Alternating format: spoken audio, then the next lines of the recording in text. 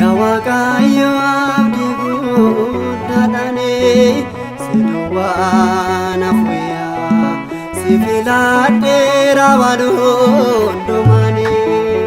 obsitaan siigaa ya Waaqayyo abdii guddaadhaani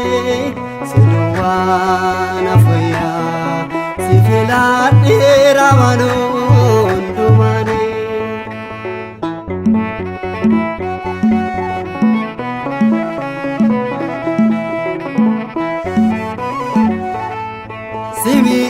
Fadde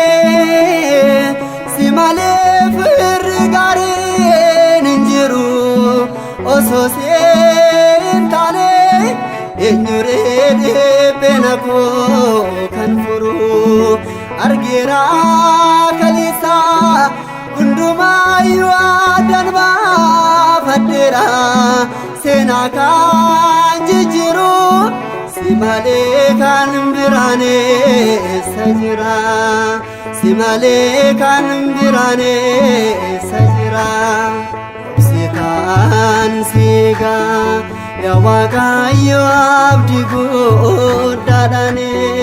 si duwwaa na fayyaa si filadheera waan hundumaani.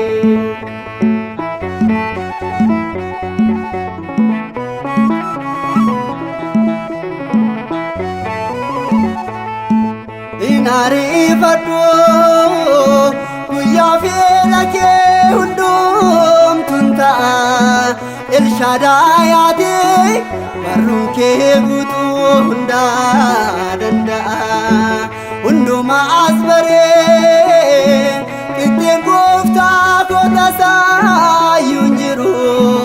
yeroo rakkinaa isa duwwaadha kan nama furu. Isa duwwaadha kan nama furu obsitaan siigaa ya Waaqayyo abdii guddaadhaani si duwwaa na fayyaa si filadheera waan hundumaani.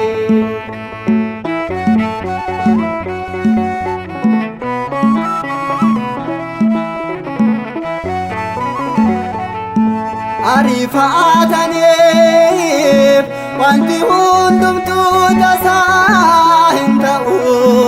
mul'anni ofii gooftaadhaan malee nama milkaa'u iddoo koo dhiisee eessayyuu deemuun ansi gadha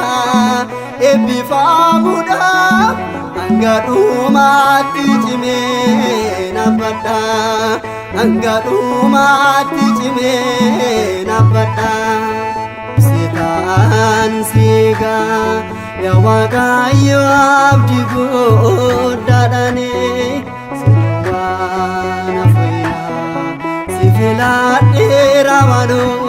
hundumaani obsitaan siigaa ya Waaqayyo abdii guddaadhaani si duwwaa na fayyaa si filadheera waan